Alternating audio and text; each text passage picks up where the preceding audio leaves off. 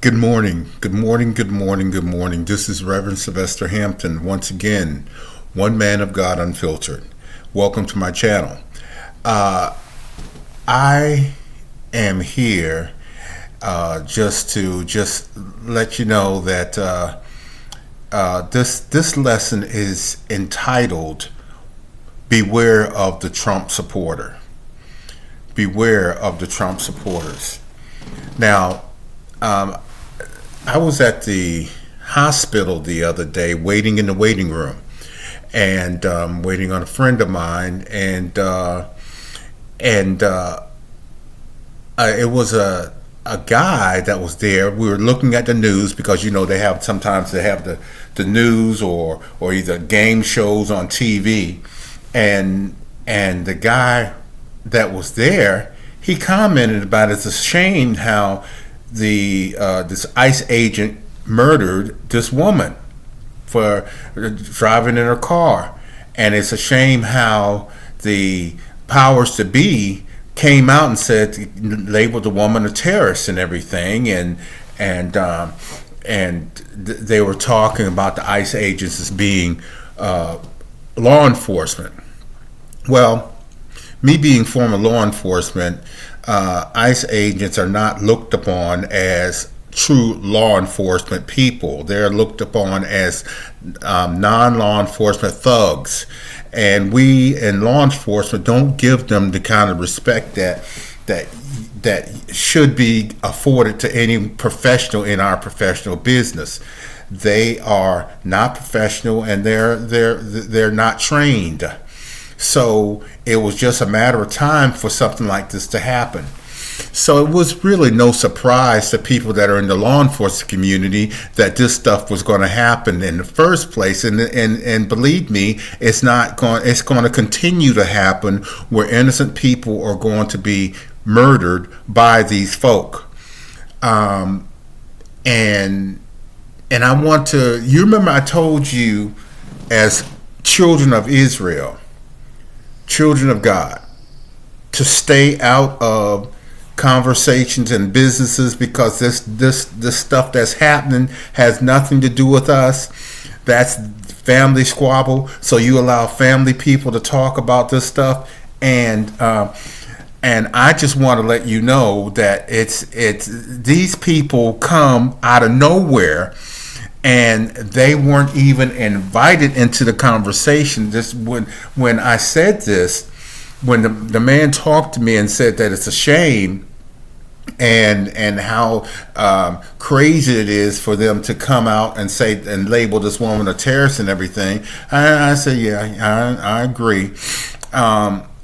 There was a Trump supporter in the corner, and he, not in the conversation at all. He forced himself in the conversation and said, "You guys are a whole bunch of crap, and you're a liar, and calling us all kinds of liars. That it was a terrorist attack. What would you do if someone was pointing their car at you and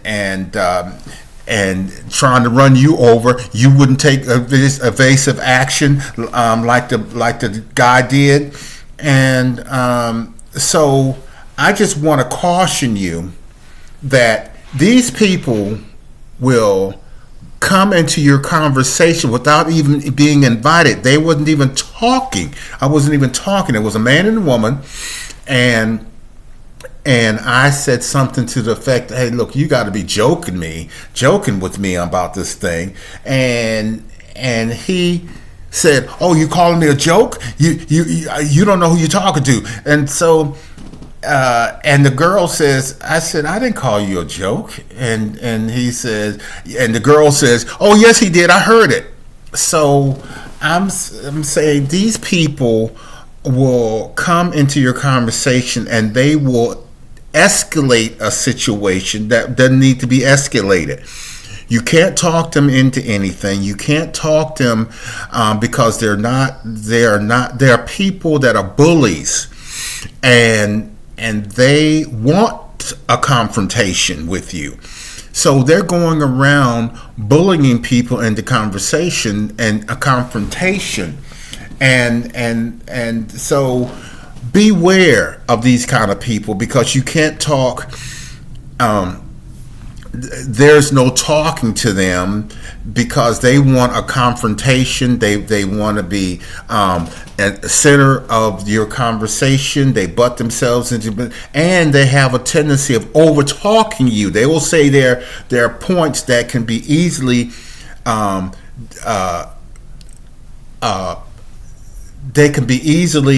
shown that it was a lie, because fact checks, you can easily fact check them and see that what they're saying is not true. But they don't care anything about fact checking, because when you fact check them, they'll say, oh, that's just fake news, and you're a Democrat, and you ain't nothing, and all of that stuff. So their conversation or their argument will come personal in a heartbeat.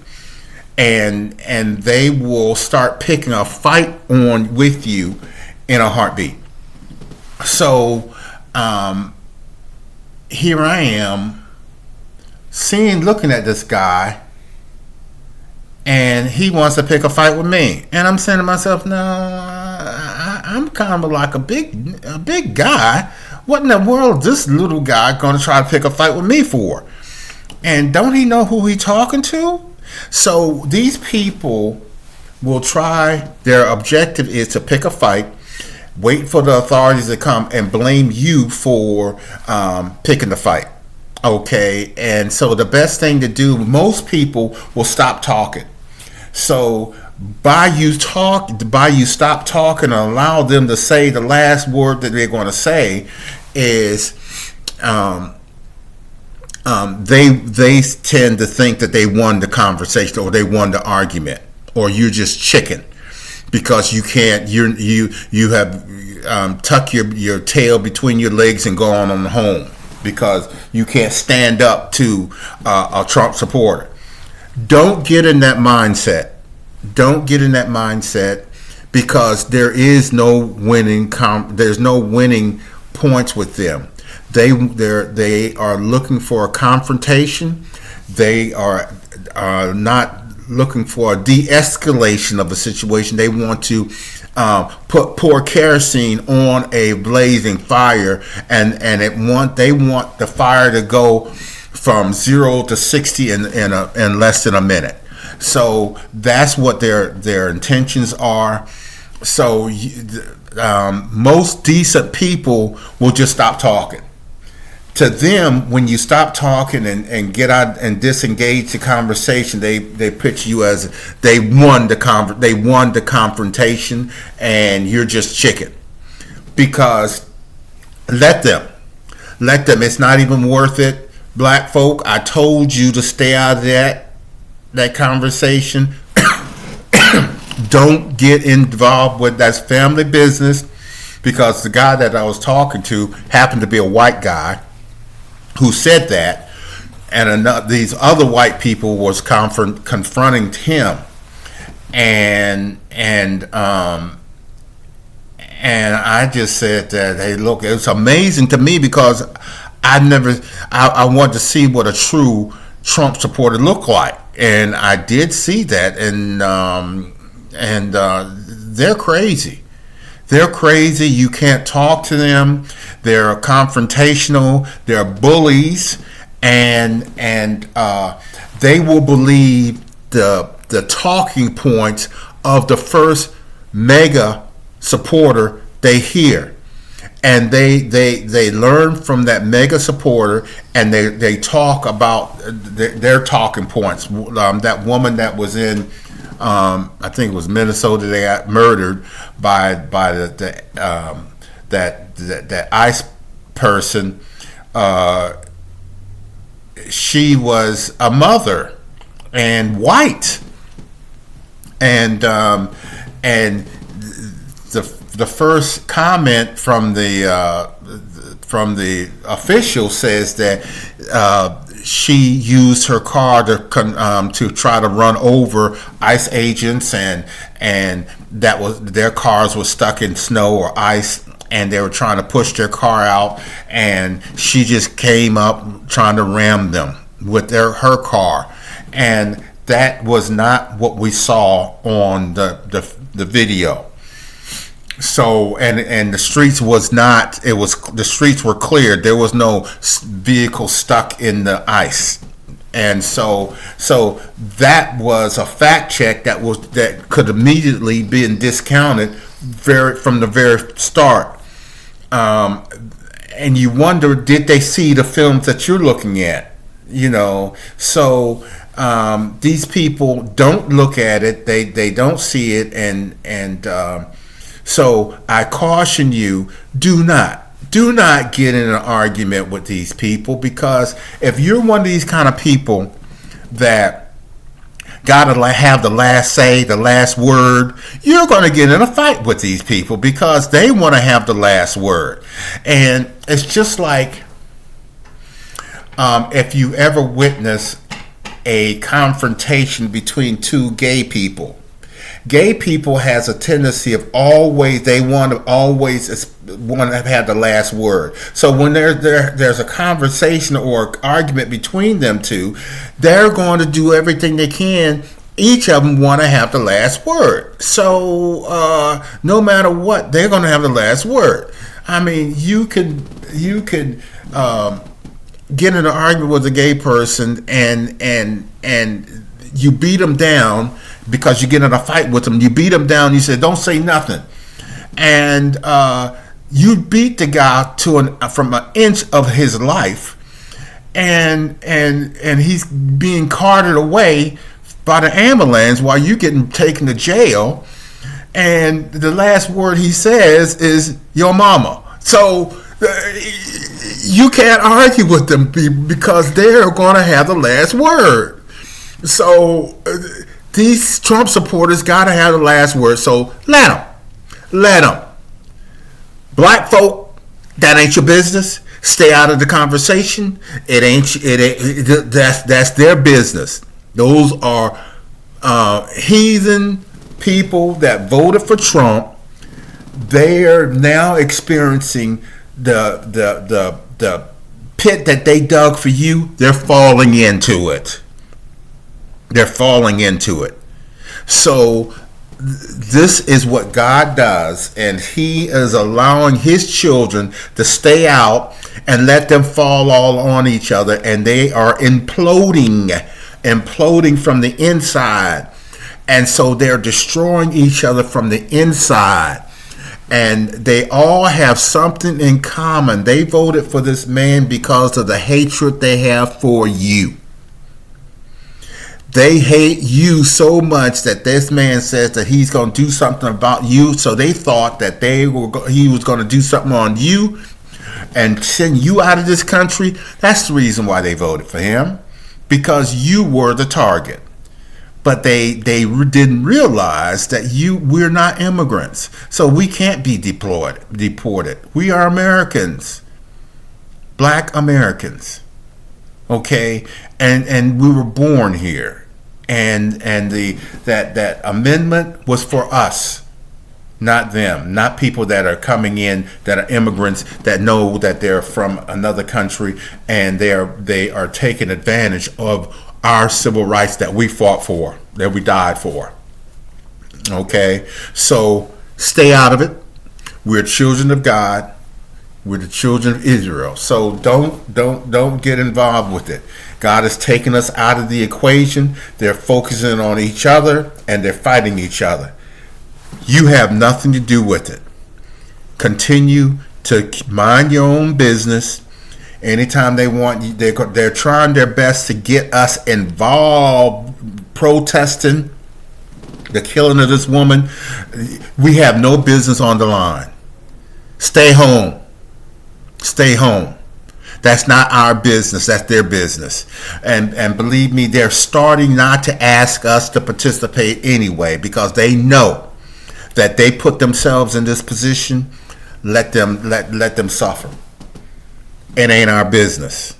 I told you before that the most